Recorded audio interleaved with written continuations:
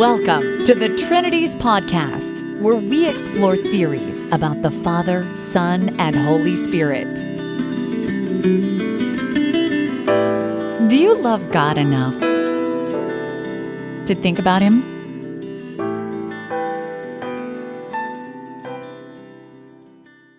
Episode 325, Dr. J.C. Beall, The Contradictory Christ, Part 2.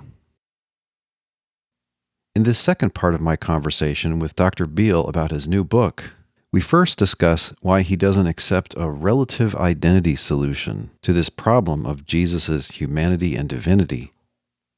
We then go into more detail about exactly what he's proposing and what are some of the philosophical and logical ideas behind his proposal. Finally, deep into the conversation, maybe in about the last third, I try my hand at a philosophical objection to this theory, which leads to some interesting conversation. Again, the book is called The Contradictory Christ, and I've got the Amazon link to it on the blog post for this episode at trinities.org, along with some what I hope are helpful notes and some other relevant links. Dr. Beall, welcome back to the Trinities podcast. Thanks very much, Dale. It's great to be back. In our conversation this week, we're going to get a little more technical, but I want to encourage the listener and the potential reader that your work, while being extremely sophisticated, is also extremely clear and rewards close study. So anything we talk about in this episode, the curious inquirer can learn more about in your new book, The Contradictory Christ, and or in some of your other publications. So, Dr. Beall, last time we were going through the various attempts to show how Chalcedonian Christology is not, as may appear at first glance, contradictory, but is in fact wholly consistent. There is one strategy, perhaps it is one only a philosopher can love, but some will want to know why you disagree with this, and this is called relative identity theory, which has been most thoroughly developed by the leading Christian philosopher Peter van Inwagen in a paper or two in the 1990s. On such a theory, Christ would be God identical to that which is impeccable, and Christ would be human identical to that which is peccable. So why not get on board with relative identity theory? Well, setting out my reply without a blackboard can get tricky fast. So let me just hit the big picture. I do say a bit more about it in the book. And as a side note, I think for excellent and clear discussion of recent relative identity views, I would strongly recommend the work of Dr. Joseph Jedwab at Kutztown University. Mm-hmm. So using terminology from Dr. Michael Ray, we can distinguish pure and impure versions of relative identity strategies. The former, the pure, point to various definitions and the ensuing entailment behavior of relative identity predicates or relations without wondering about the metaphysics of those relations. The latter, the impure, first work out a metaphysical story about target relations and then hope that the entailment behavior follows naturally. In the end, there are a few problems that confront such approaches, at least in comparison with the simple contradictory approach that I advocate in my book. One problem is that there's a proliferation of identity relations in the theory, and in this way, the theory is more complicated than one wherein the target Christological claims involve just one identity relation, or one predication relation. A second problem is that the exact consequences of such relative identity claims remain entirely unclear, at least as far as such views have been developed. In Dr. van Inwagen's work, there's not really a full logic, so to speak, of the relative identity claims. His sole aim was just to show that there's a way to formalize the Christological claims in such a way that they have a simple model, which, in the context, is supposed to mean that the claims are as consistent as the full and true description of the given model itself. Dr. van Inwagen was under no pretense whatsoever that he was doing more than that. And as another side note, Dr. Ray's impure relative identity work, done jointly with Dr. Jeffrey Brower, is not on the incarnation and doesn't look like it would have a natural or simple application there. So I'll set that aside. Now, a final problem is that the relative identity approaches are one and all focused on finding an equivocation in the core Christological claims. The claims that Christ is fully human and that Christ is fully divine and that there's exactly one person, thereby named by the name Christ. Finding equivocation is fine if the flat-footed reading of the claims is deeply problematic.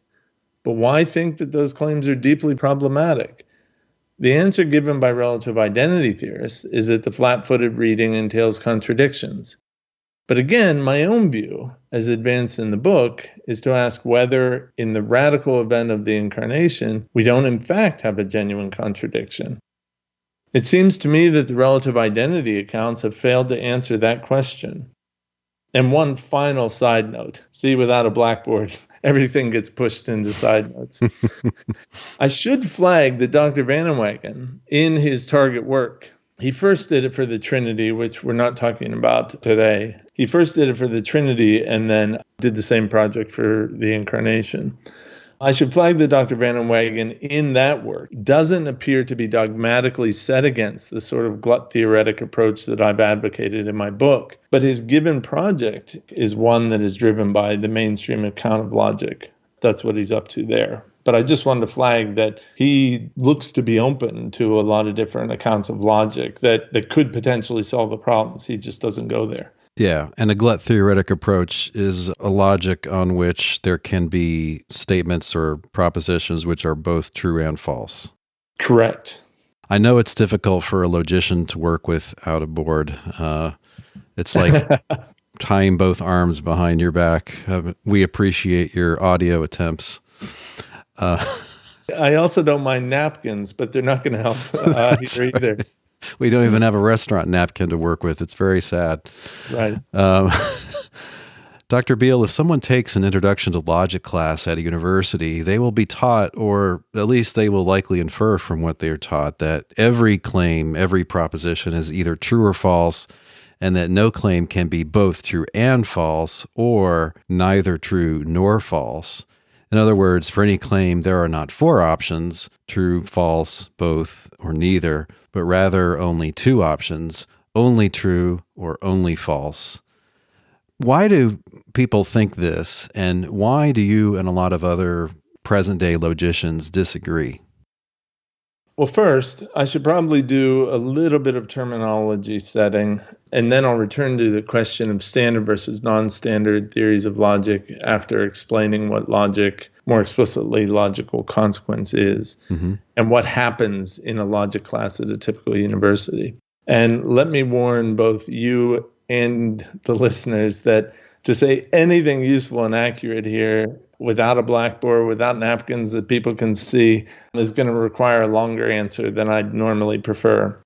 Your listeners might know that a formal logic class is not a critical thinking class, and that's important. A critical thinking class gives strategies for, well, thinking critically, usually involving a march through so-called informal fallacies, like sticking to the subject, being univocal rather than equivocal, being charitable in interpretation, etc. A march through some elementary probability theory, a tiny glimpse into the standard theory of logical consequence, and other things. A formal logic class is a class on the standard theory of logical consequence. What is logical consequence? It's an entailment relation that governs so-called logical vocabulary. So let's take both of those pieces in reverse order. What's logical vocabulary and what are entailment relations? And then we'll get back to logical consequence.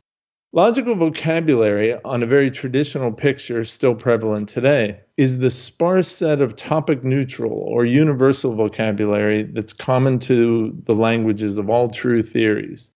The true theory of arithmetic has special vocabulary tied to its subject matter, namely numerals for the natural numbers, an addition operator, and an identity predicate. The true theory of frogs contains vocabulary tied to its subject matter, namely the predicate frog and whatever fancy biological predicates the true theory of frogs has. The true theory of tractors has its own special vocabulary, as does the true theory of divine beings. The languages of these precise theories are not at all the same. However, they share a small and foundational common core that's the same in all of them, namely the logical vocabulary. This core set of universal or topic-neutral vocabulary is small indeed. Among the pieces of logical vocabulary are things like logical conjunction, logical disjunction, logical negation, which is logic's falsity operator, and the so-called material conditional defined out of logical disjunction and logical negation. And in addition, there are standard quantifiers, but I'll ignore these as best we can just for simplicity. This vocabulary is common to all true theories, no matter how different the theory-specific vocabulary of the given theories may be. And it's in that sense that, as I said, logical vocabulary is universal and topic-neutral. Now, I said that logical consequence is a so-called entailment relation that governs the logical vocabulary. Your listeners now have a basic sense of what is meant by logical vocabulary. But what about entailment relations? What are those? Well, these are relations that are often said to be necessarily truth-preserving relations between sentences or over sentences. They are said to be necessarily truth-preserving in the sense that they are absence of counterexample relations. What does that mean? The idea is actually very familiar. Take two arbitrary sentences, A and B. Let us say that there's a counterexample to the pair AB in that order, just when there's some relevant possibility in which A is true and B is untrue. Now, each entailment relation is defined over some space or set or universe of possibilities. Given such a set of possibilities, we say that sentence A entails sentence B if and only if there's no counterexample in the target space. That is, there's no possibility recognized by the relation in which sentence A is true and sentence B is untrue. That's pretty much the long and short of entailment relations. You can define any entailment relation you want by specifying a space of possibilities and, for each sentence A in the language, specifying the truth and falsity conditions for the sentence, where this involves saying what it takes for the sentence to be true at a possibility, what it takes for the sentence to be false at a possibility. Okay, now let's return to the question of logical consequence. Logical consequence is a special entailment relation that's tied to logical vocabulary. What do I mean? I mean that the given relation looks only at logical vocabulary when it searches for counterexamples. In other words, logical consequence, properly speaking, gives truth and falsity conditions only for sentences that contain logical vocabulary, conjunction, negation, disjunction, material conditional quantifiers. Anything that doesn't contain one of those pieces of logical vocabulary gets treated as logically neutral. It's possible according to logic. In this way, the space of logical possibilities is the widest space of possibilities. It's very, very, very wide indeed. Accordingly, the possibilities recognized by any true theory are one and all logical possibilities, although the converse obviously fails. After all, the true theory of physics involves a small space of logical possibilities that one and all obey the laws of physics, even though there are infinitely many logical possibilities in which those laws fail. And so some logical possibilities are not theoretical possibilities recognized by the true theory of physics.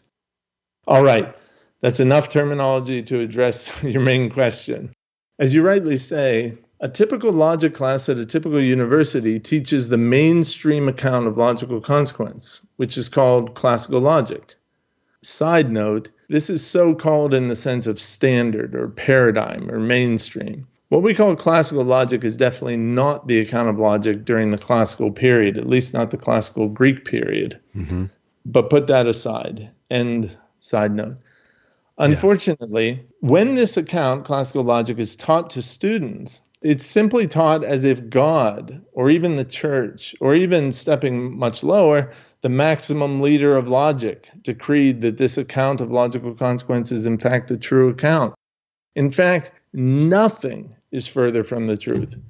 Classical logic, as understood today, was a tremendous advance on Aristotelian and even medieval work. It was largely defined by Russell, Whitehead, Frege, and others, all mathematicians who were talented philosophically too. Mm-hmm.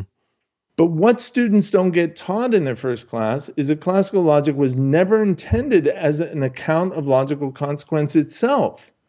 Rather, classical logic as standardly understood was in fact intended as an account of logical vocabulary in our true mathematical theories, an account of the entailment behavior of the basic logical vocabulary in our true mathematics.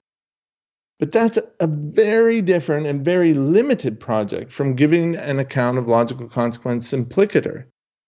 The universal entailment relation governing the topic neutral vocabulary in all of our true theories, not just true mathematical theories, but true theological, biological, and other theories that have vastly more robust vocabulary than even our richest mathematical theories. And this brings us finally to why I reject that the classical logic account is the right account. Classical logic as we know it is just the account of the entailment behavior, logical vocabulary in all true mathematical theories. But mathematics recognizes fewer logical possibilities than even a moment's reflection reveals. After all, the classical logic account rightly recognizes two fundamental semantic categories for sentences, namely truth, falsity. But as your question long ago at this point nicely noted, a moment's reflection reveals that from those two fundamental possibilities for a sentence, there are at least four general possibilities that, without some restriction, a sentence can occupy. Namely, you've got truth, a sentence can be just true. You've got falsity, a sentence can be just false. Both, a sentence can be both true and false. Neither, a sentence can be neither true nor false.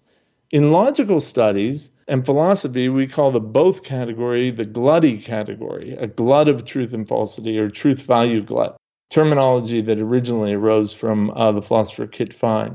And the neither category we call the gappy category, a gap between truth and falsity, or truth value gap.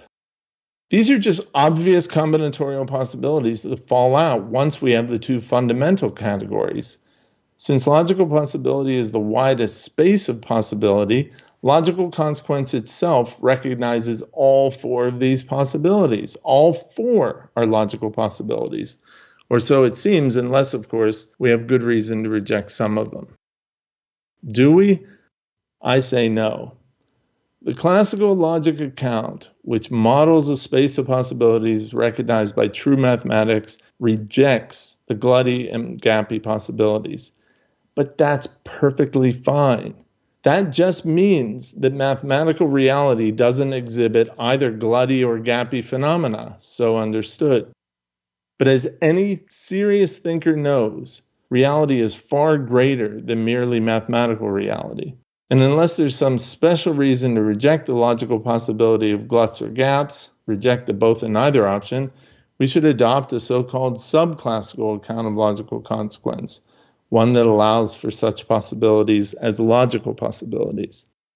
Now, obviously, having the logical possibility of a glut or a gap doesn't in any fashion whatsoever demand that the true theory of reality is itself glutty or gappy. It just means that it's logically possible. Whether there are, in fact, glutty or gappy phenomena is left to the hard work of truth-directed theories, and this includes Christology.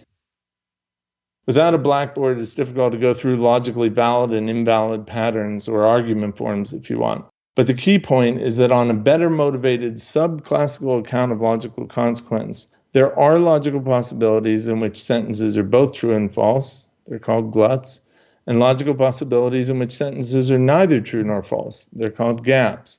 In addition to all of the standard possibilities recognized in the restricted classical logic case, where sentences must be either true, false, and never both. So I hope that answers the question, and I hope that your readers didn't find it too laborious. Or your listeners, I'm sorry. Some will have to work through it, but, sometimes being serious about an issue requires working through it, and it's a good reason to get the book, honestly, because as I said, it's not always easy, but it's almost always clear. When the Trinities podcast returns, What kind of non-theological examples motivate some present-day philosophers to believe that there can be true contradictions?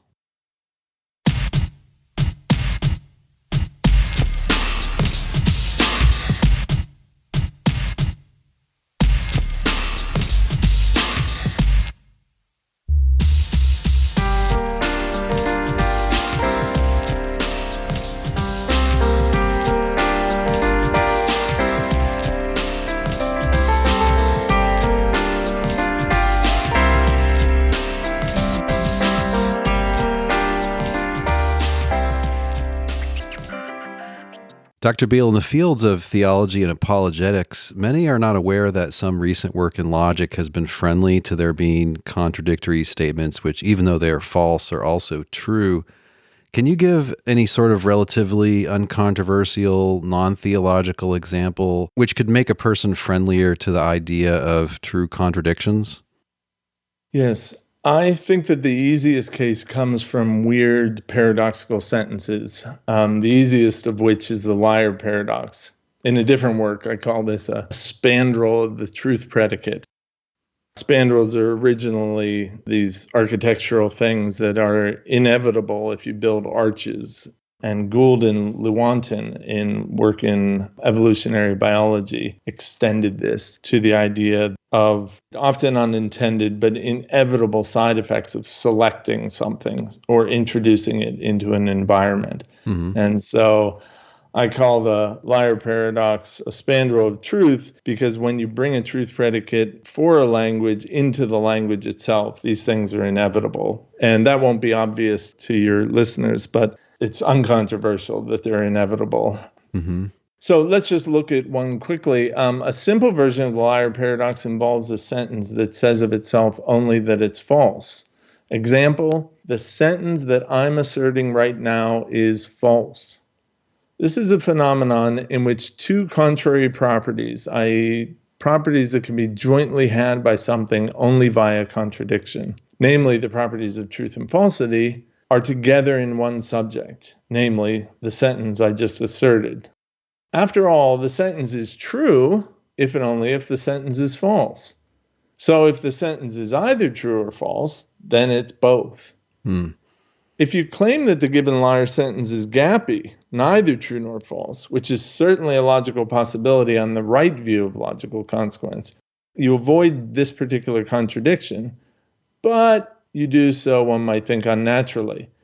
After all, a sentence that says of itself nothing more nor less than I'm false just looks contradictory. So that's the most natural category for it. Moreover, there are so-called revenge problems lurking. Consider another liar sentence that says either I'm false or I'm gappy. If you say that that sentence is gappy, then the sentence is true, since in that case it would have at least one true disjunct, the one that says of itself that it's gappy.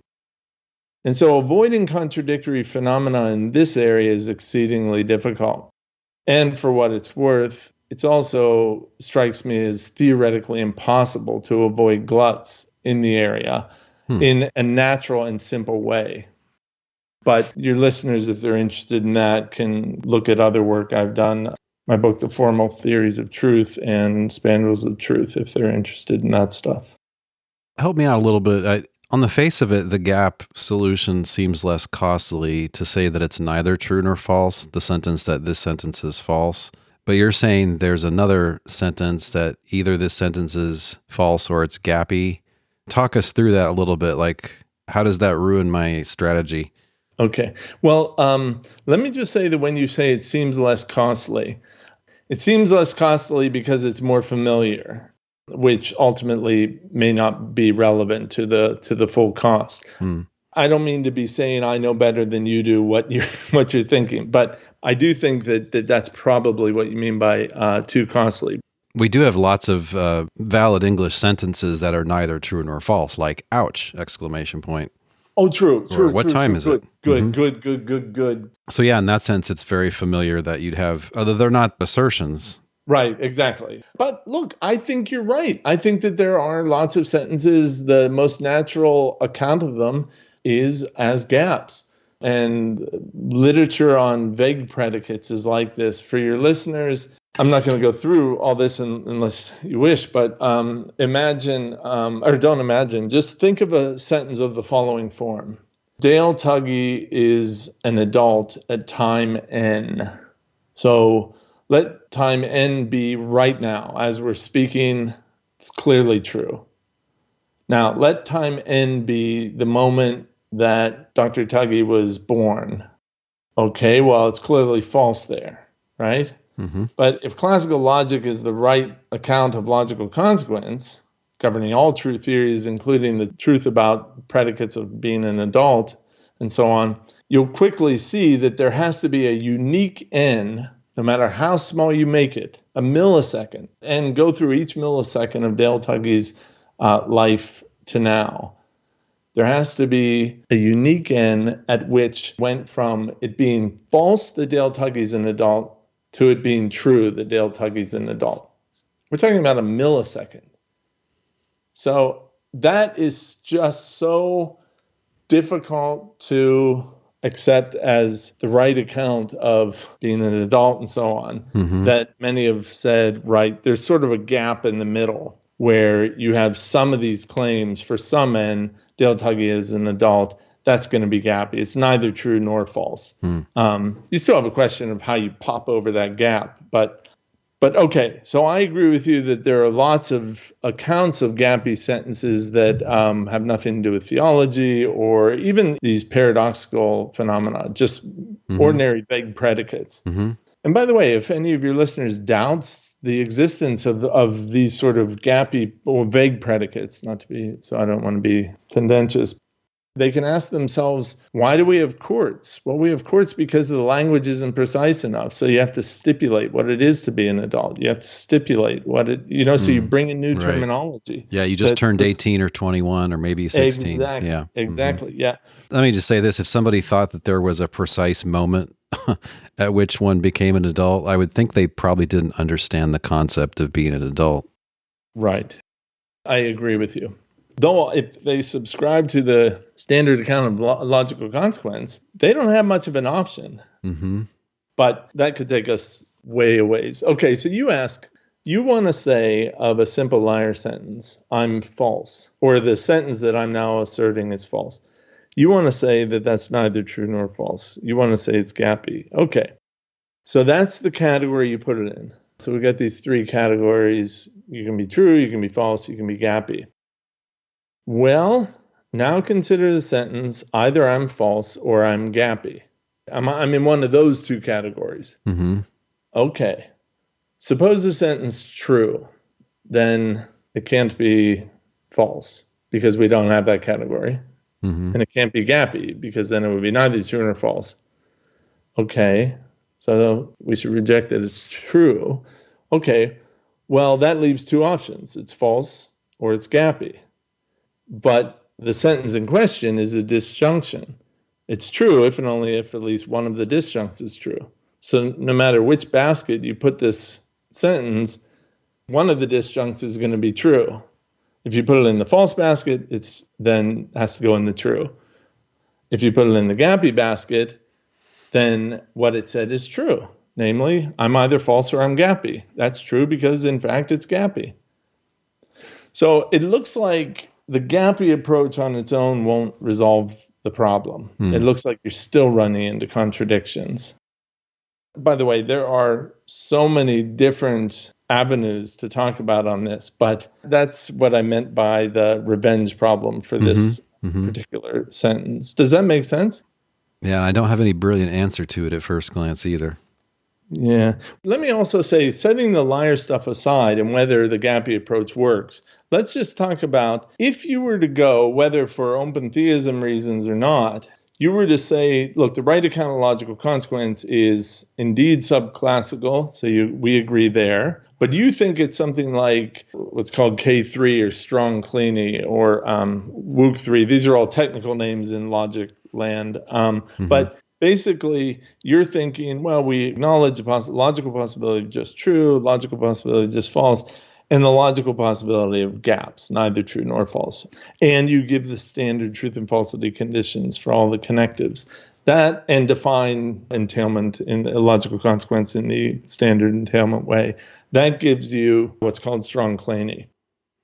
Well, remember, as philosophers, and I think as theologians, but since we're not at the moment talking theology, as philosophers, you don't just want to give the account that works. You want to give the most natural account. Mm-hmm. And it seems to me like a really unnatural account to say that logic, this universal relation that governs this universal topic neutral vocabulary, limited as it is, allows for the possibility of gaps. But no, it doesn't allow for the possibility of gluts, even though the two are mirror images of one another. So it looks like a sort of awkward, imbalanced account of logical consequence to just go gappy, or, by the way, just go glutty.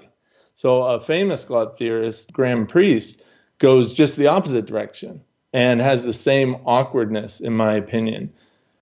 He thinks that the right account of logical consequence is one where we recognize logical possibility of just true and logical possibility of just false and logical possibility of both true and false, but logic would never entertain gaps. And this just strikes me as so asymmetric and unnatural. So I think if you're willing to entertain gaps in your account of logical consequence, you should allow gluts as well, even if you think that no true theory is going to require those possibilities.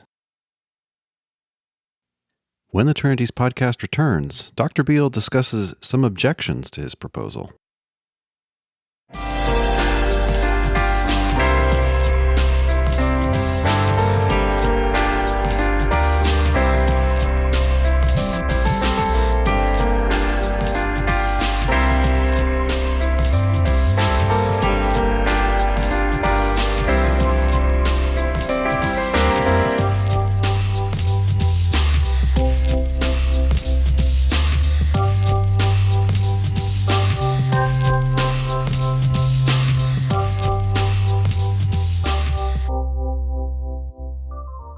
Okay, so suppose that's all right, that we look at things like the sentence, this sentence is false, and it looks like overall just the best answer is going to be that that's both true and false.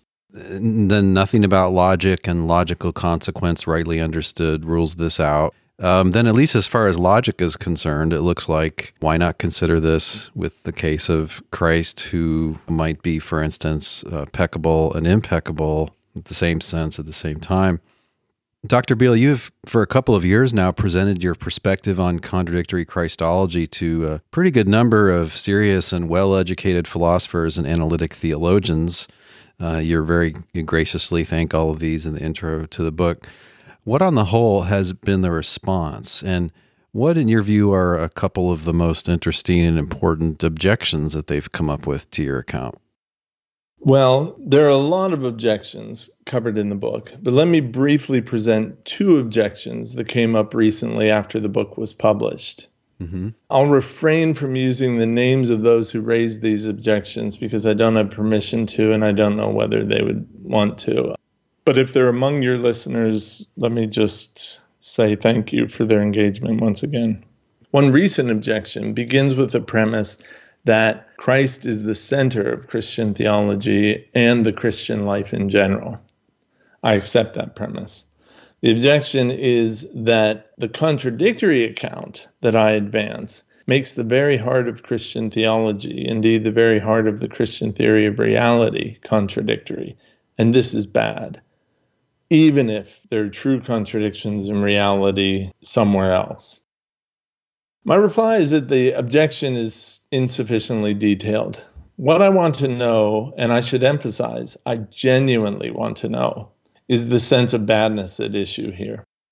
To be sure, the charge of contradiction is often taken to be the charge of badness. And in many cases, for example, our best mathematics, perhaps our best biological theories, etc., a contradiction is genuinely bad in the sense that they're ruled out as theoretically impossible.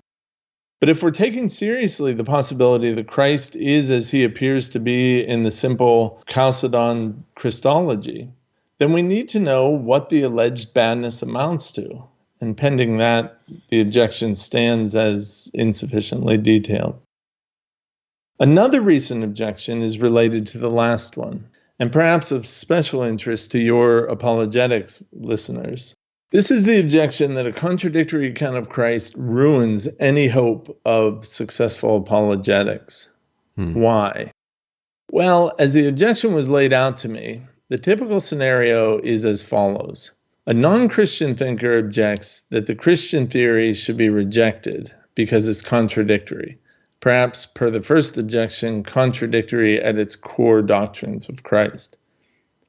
The apologist now replies, well, yes, you're right that the account is contradictory, but you're wrong that we should reject the theory, for the theory is true despite having contradictions in it.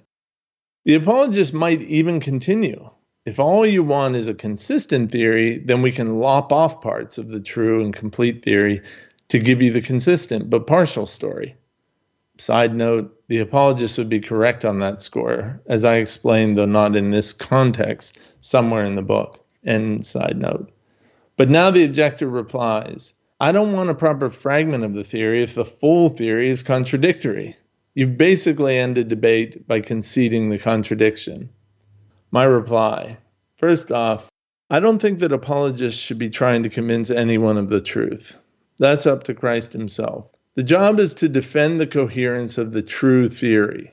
If the true theory is contradictory, then the job is to explain how the theory is coherent despite the contradiction. That's in part what my book aims to do, at least in part. But I should also emphasize that, at least on my view, apologists have no obligation whatsoever to defend the coherence of the true theory in the face of all objections. The only objections that should be taken seriously are objections that have been made precise and that have been offered by one who genuinely wants to get at the truth. And if that person really wants to get at the truth, then they're not going to walk away at the mere mention of contradictions being true of Christ, so long as you explain the account. Now, there are other objections. Many of them turn on technical logical issues, but I'll skip those because your listeners have listened to a large chunk of logical details. It's certainly true that a lot of people assume, that all contradictions are false, and also that the only way that you're going to reject something like divine human Christ would be to point out how contradictory it is. Although I think in your book you show that there are a lot of different kinds of objections that don't hinge on whether an account is contradictory, such as being arbitrary and poorly motivated and things like that. That can be very powerful objections.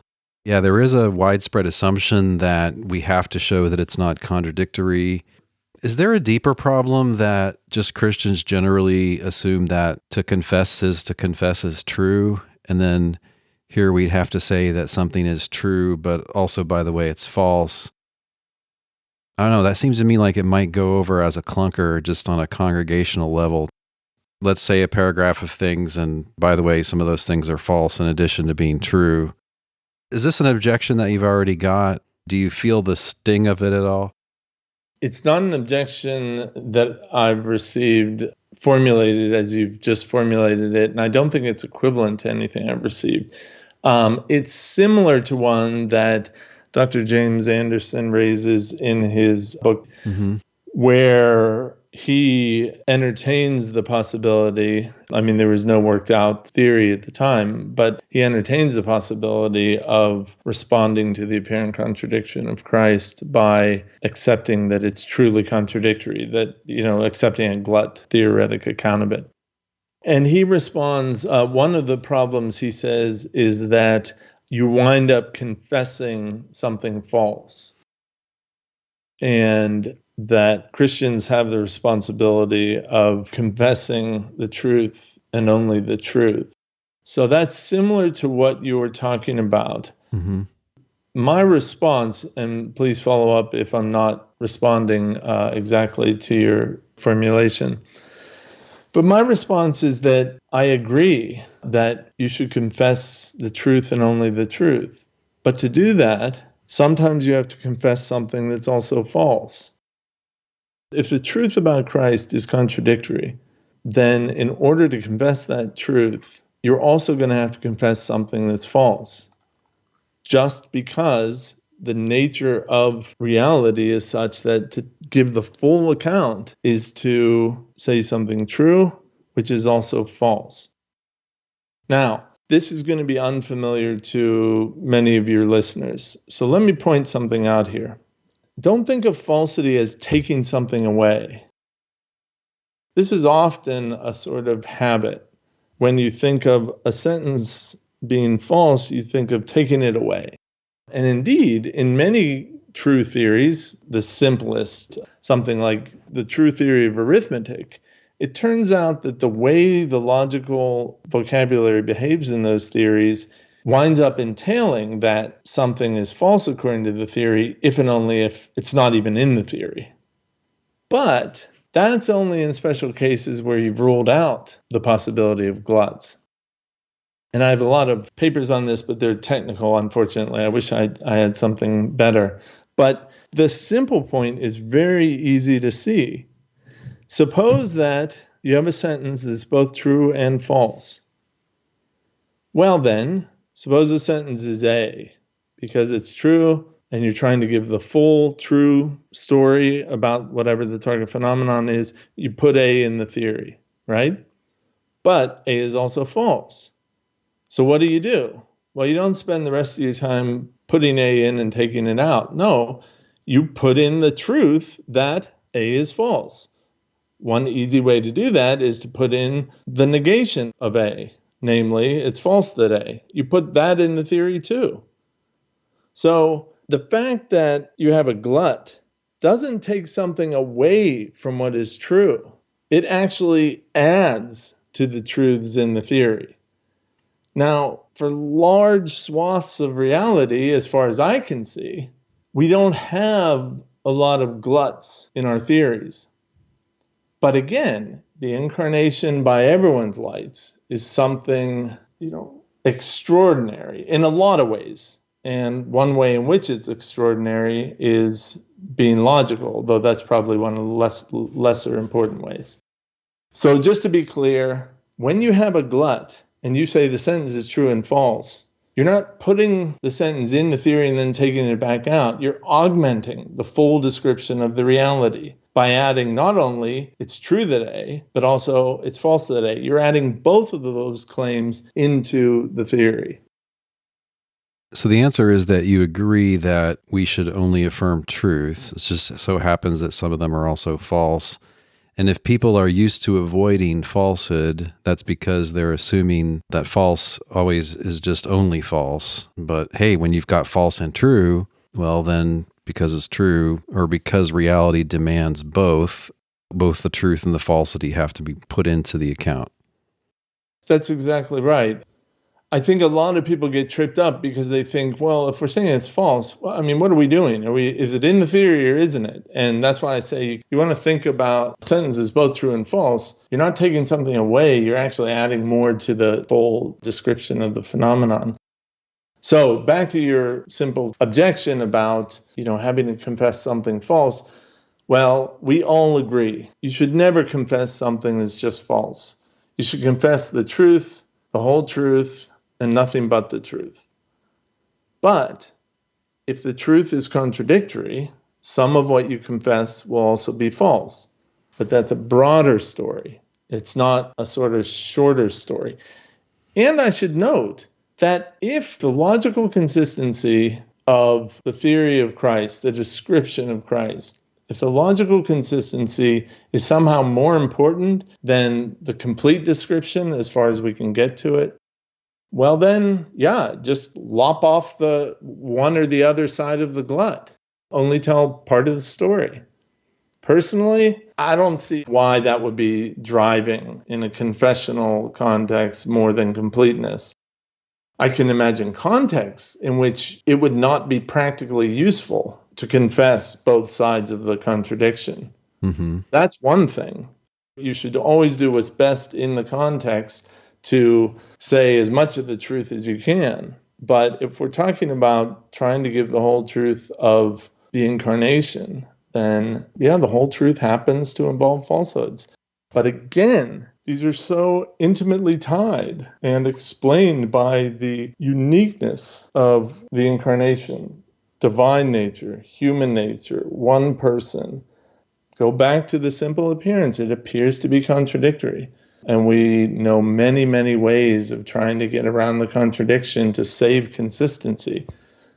But if you have a good view of logical consequence, maybe this is one of the rare and maybe the only really important case where the logical possibility of gluts shows up.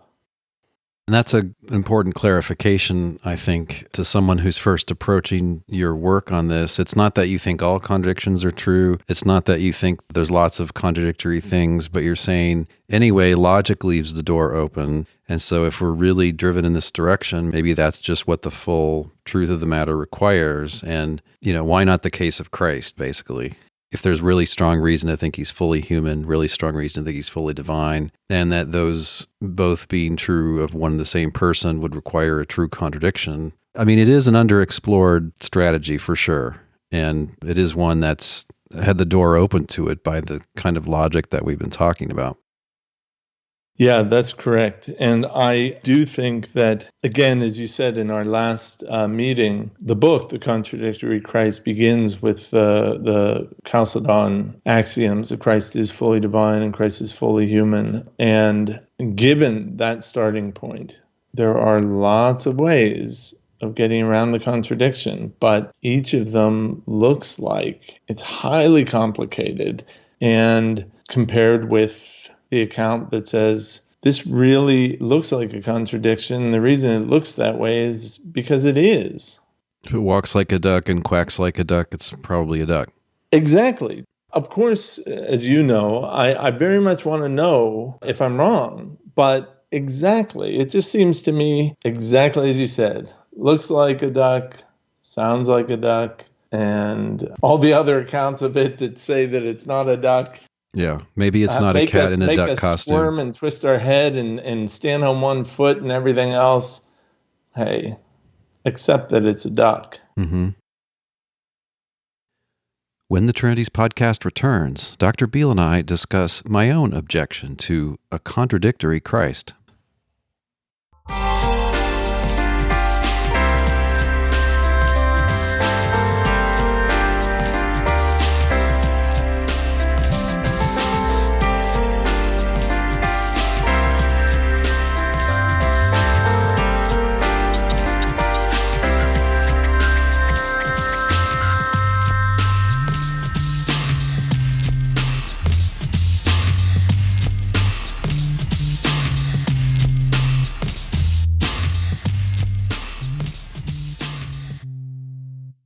Dr. Beall, I had the privilege earlier this year of being a part of a recent online seminar on your book that was organized by a graduate student from the University of Birmingham named Michael DeVito. It was really very interesting, lots of good discussions there. And one of our discussions, I came up with my own objection after a couple of days and mulling over these things. And my objection was that traditional Christian opposition to true contradictions in theology isn't so much due to dogmatism and logic, just assuming that all claims must be only true or only false, as it is due to the metaphysical conviction that there can't be contradictory beings. And we see that explicitly taught in the widely read ancient philosopher Aristotle. And you might think that this is a self-evident or just obviously true principle, that there can't be any being of any sort which is and isn't a certain way at a certain time. So, for instance, we would all reject as only false that I have a brother who is 6 feet tall and who also at the same time and in the same way is not 6 feet tall. But if there can't be contradictory beings, then there can't be true contradictions. So how would you reply to that sort of objection? Yes, that was a great seminar and made all the greater from your engagement. So thank you again for being there. In the objection you just voiced, you make two important claims. The first concerns Aristotle. I'll get to the second in a moment. I suppose that I disagree with your historical analysis, although let me say this loudly and clearly. I am not an historian and certainly don't put a lot of weight on my reading of things there. Mm-hmm. But I will say this, that Aristotle didn't appear to take the question of contradictory beings to be off the table. Why do I say that? The answer is that he notoriously argued against the possibility, and in fact, notoriously argued for a variety of principles of non-contradiction. I use the word notoriously here because Aristotle's arguments, at least by the lights of logicians who have examined them, are infamously weak.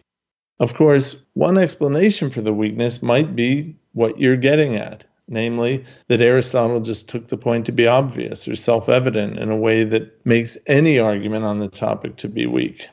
I don't know, truly. But I do wonder what Aristotle would have said with the vastly clearer resources that are available today.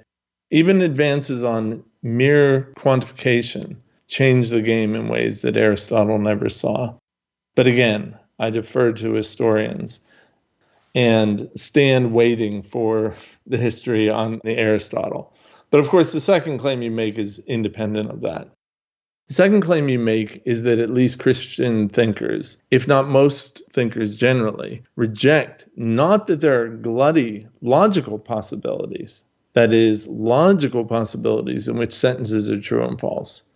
They reject that there are glutty metaphysical possibilities, possibilities recognized by the true metaphysical theory in which sentences are true and false. Yeah, that's a good way to put it. Okay, if you're right, I think that this is as interesting as it is exciting, and it's very interesting. It's interesting because if true, it would put Christian thinkers at the forefront of logical theory. Maybe not on the details, maybe not as experts, but it would show them to largely escape the unfounded dogmas that are rampant in a lot of philosophy and theology. But what's exciting is that if there are good reasons for thinking that the true metaphysics rules out the logical possibility of gluts, that is, the true metaphysical theory rules out the logical possibility of gluts as a metaphysical impossibility. So happy to say, yeah, it's a logical possibility. It's seen by logic. But in the true metaphysics, it's just ignored in the way that such things are ignored in the true mathematics.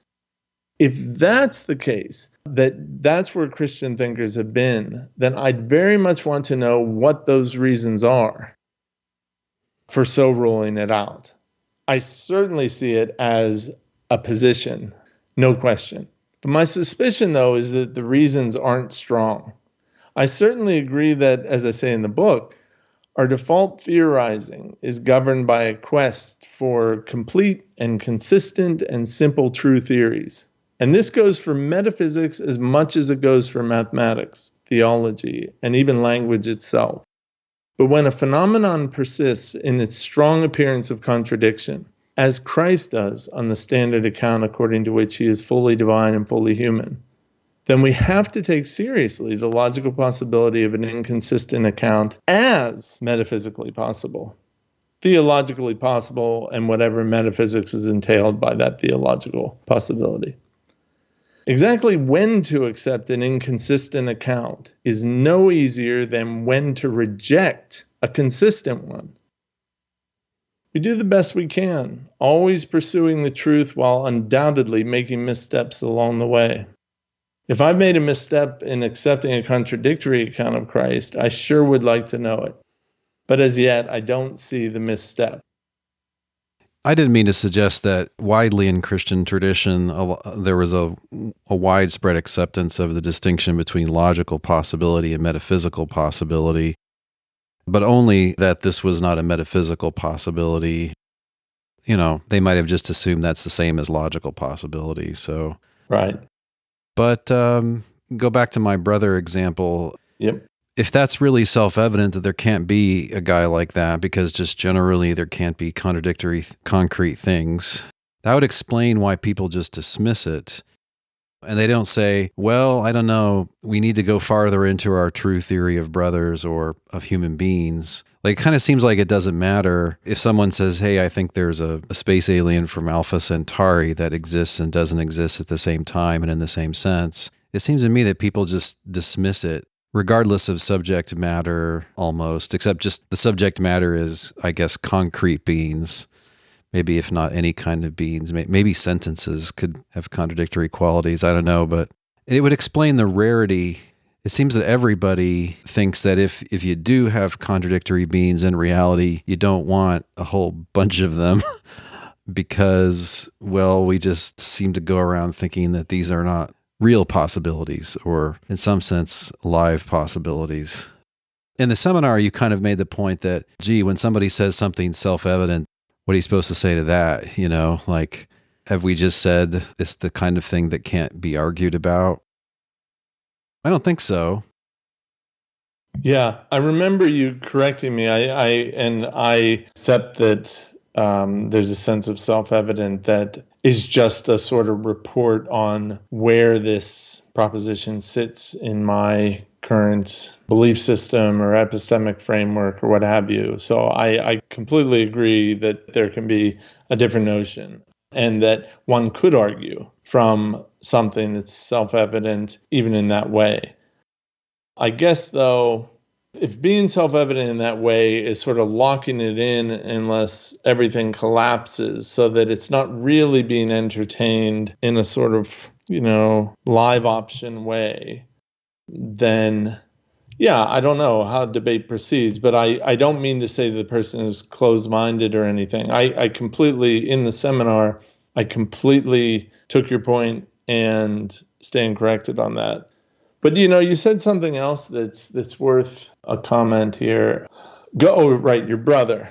My imaginary brother. Okay. I was going to ask, do you have a brother? Because this would be well worth writing about if you got a brother who's both. I actually don't. No, only sisters. Okay.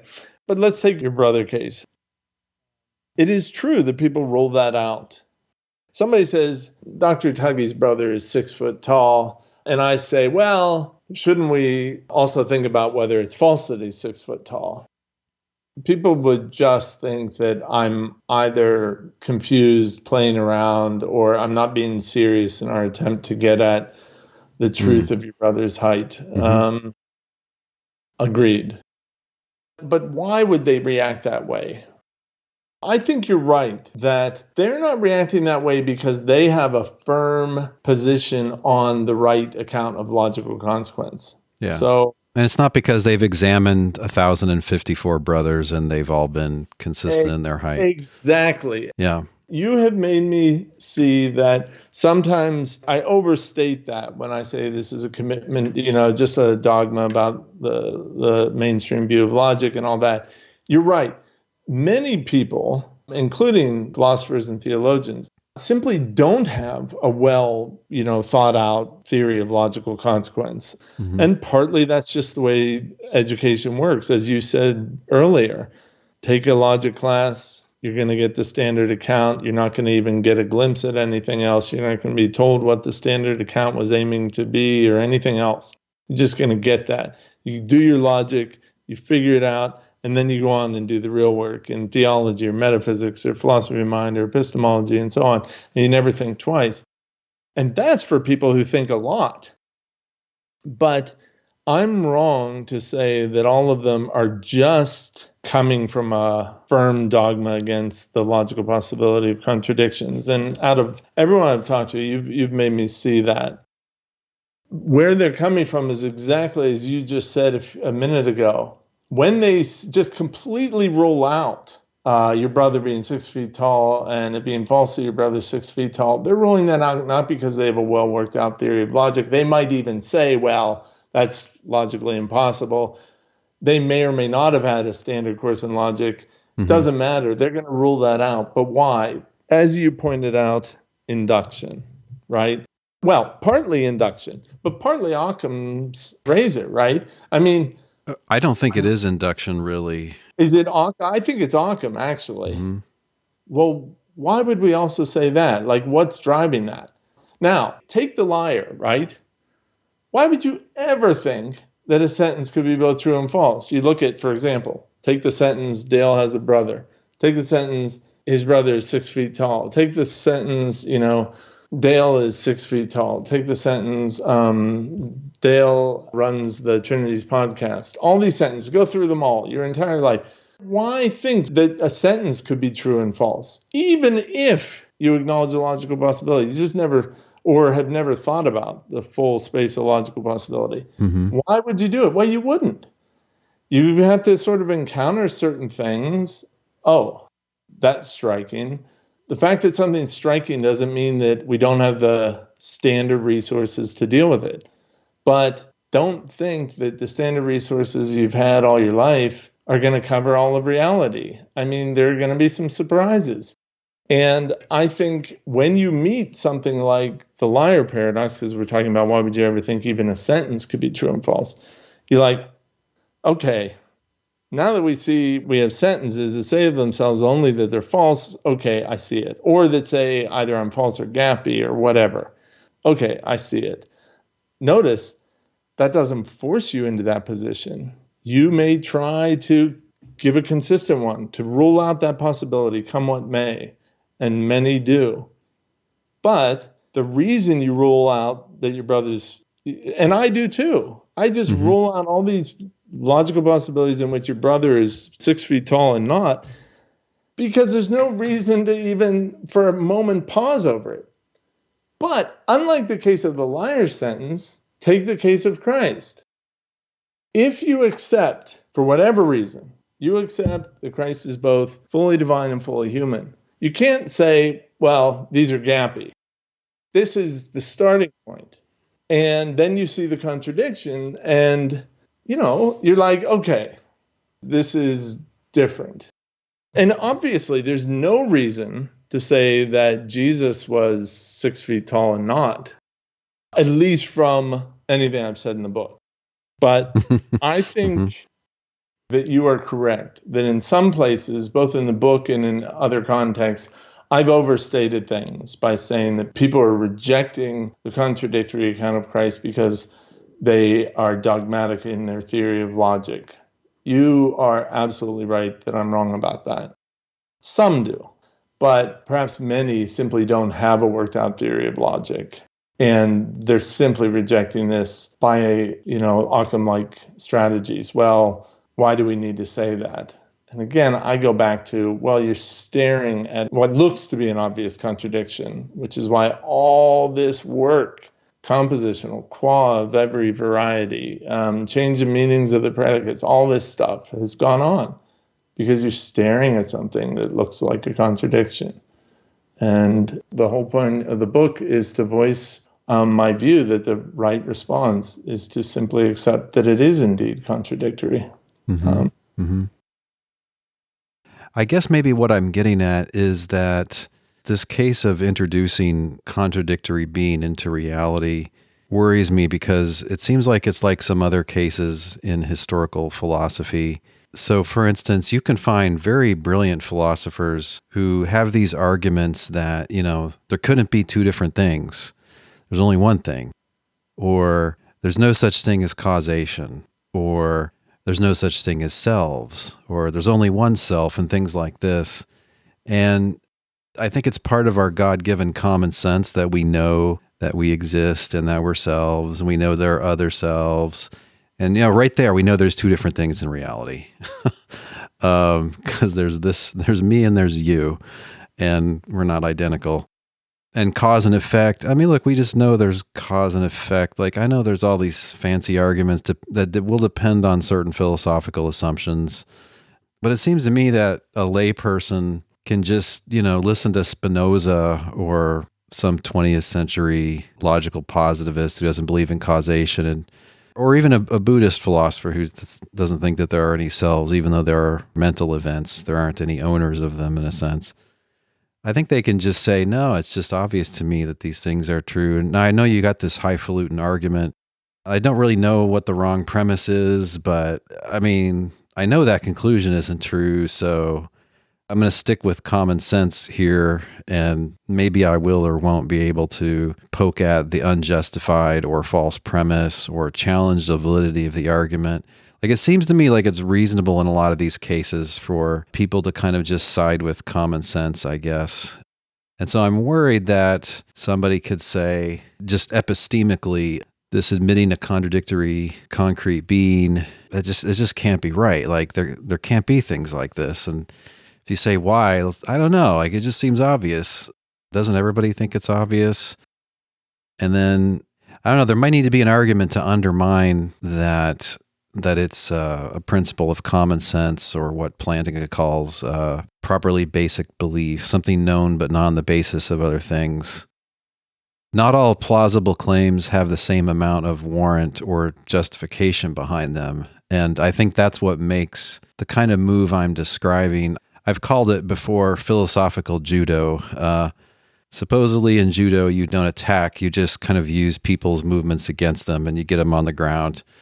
The kind of thing I'm describing is a defensive maneuver where you just stand with common sense and let the theoretician come at you, but you're still more justified standing with the falsity of the conclusion than you are accepting that they can prove the truth of the conclusion.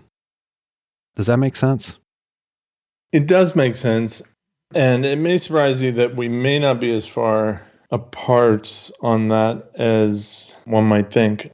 I think that these principles of common sense, and I would even extend it to the Plantinga properly basic beliefs and constitute knowledge, that gets tricky partly because of the trickiness of certain contextual features of knowledge and all that. But putting all those things aside, I think that common sense principles that push us against contradictions and so on are extremely important principles that guide our pursuit of truth. And as a matter of fact, I think that they make up a few very important and foundational methodological rules of thumb. For example, we want to pursue the whole truth. We want to pursue the complete truth of a phenomenon. That is, for any given sentence P, we want our theory to decide P or not P. It's true to P, it's false to P. We also want to pursue consistent theories. For any given P, we want to put exactly one of it's true to P, it's false to P into the theory. But we also want, and I treat this as part of genuine common sense, we also want simple theories. We don't want them to be complicated in ways that don't need to be. We want them to be natural, another principle, natural in some sense that's very difficult to define. So putting all these methodological rules of thumb, which reflect common sense attitudes, to me, this is what's going on every day when we're trying to figure something out, trying to figure out the truth. Mm-hmm. But as anyone who has tried hard to give a systematic account, a true theory of various things knows or has learned, sometimes those rules of thumb just can't all be accommodated. If you're right about open theism, the true theory of certain kinds of statements is not going to be one that's going to be complete with respect to every sentence, mm-hmm. because some of them will be gaps. So there, you're like, well, consistency is more important because there's no obvious reason to think that we're dealing with something inconsistent. So you just go with the gaps in that case. Or, as we've seen throughout a lot of the work in Christology that we talked about, as brilliant as the work is, some of it gets extremely complicated in a hurry and sometimes looks very unnatural. Why? Well, they're trying to get both complete and consistent, and the consistency's, bucking the simplicity norm or the naturalness norm and so on. So I'm with you and everyone else who says that, hey, look, common sense, we just know that, the right story is this or that. But sometimes when depending on the phenomenon that you are trying to give a true theory of, true and complete as possible theory of, sometimes the phenomenon pushes back and makes you give up some of these principles. Imagine if we had just followed the principle that, the rotation of the planets is just as common sense tells us. I don't mean to equivocate on the term common sense there, but let's just say the way experience sort of seems to tell us without further reflection. Mm-hmm. Then it looks like the sun, everything else going around the earth and blah, blah. No, sometimes, you reflect still following these methodological rules of thumb, but I guess in the end, I don't think I disagree. It's just if the person says, I just know that there can't be any contradictory bit of reality, even if it's God who makes it so, even if it's the incarnation, even if the incarnation, as I confess in some of the doctrines, sure looks contradictory. I just know it can't be contradictory, as Dr. James Anderson says. This to me, I don't really have a lot to say. I understand where they're at, but I just think, well, you need to maybe think a little bit harder. Maybe think a little bit harder about, your views of logic, even though I absolutely learned from you that that's not always a telling thing. But, think a little bit more. Dr. James Anderson, who was with us at that online seminar you mentioned, I think his work is fantastic. And I actually liked some of your work on that. But, he describes the apparent contradiction vividly. And then he says, but of course, he gives some arguments against going for a glut theoretic view. But the arguments are not good, I think. It's very, very hard not to beg the question in this type of thing, Yeah, it is. I completely agree. It would be like arguing with somebody who thinks that monism is true, as you mentioned. It's hard not to beg the question.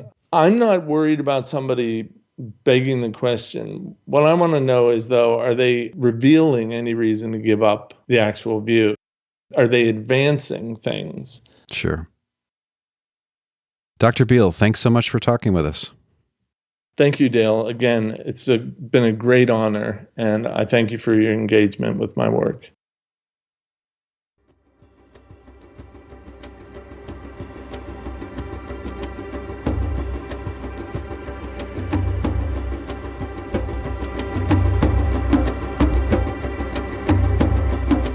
This week's thinking music has been the track The Atmosphere by Little Glass Men. As always, there's a link on the blog post for this episode at trinities.org where you can listen to or download that entire track.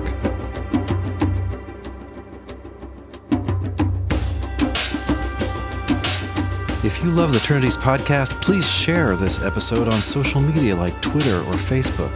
And help other people to find the podcast by giving us an honest rating and review in the iTunes store for your country. You can also support the Trinities podcast by giving a certain donation per episode. If you're interested in that, please visit patreon.com/Trinities. Finally, let us know what you think. Give us a comment on the blog post for this episode, or join our Facebook group at facebook.com/groups/Trinities. The Trinities podcast is supported by and made for thinking believers like you. Thanks for your support, prayers, and encouragement.